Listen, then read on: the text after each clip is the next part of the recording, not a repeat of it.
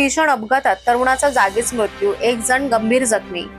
कोपरगाव तालुक्यातील नगर मनमाड महामार्गावरील येसगाव शिवारात शनिवारी दुपारच्या सुमारास ट्रक आणि दुचाकी यांच्यात भीषण अपघात। या अपघातात एका तरुणाचा जागीच मृत्यू झाला असून त्याचा साथीदार गंभीर जखमी झाला आहे।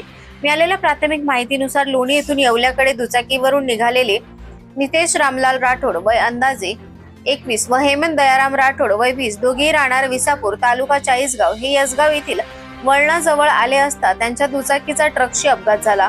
स्थानिक नागरिकांनी दिलेल्या माहितीनुसार दुचाकी ओव्हरटेक करण्याच्या प्रयत्नात ट्रकच्या चाकाखाली गेल्याने हा भीषण अपघात झाला।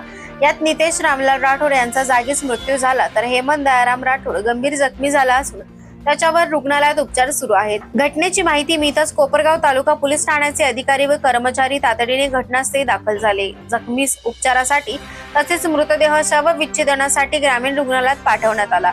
या अपघाताचे नेमके कारण अद्याप स्पष्ट झाले नसून कोपरगाव तालुका पोलीस या प्रकरणाचा अधिक तपास करीत आहेत।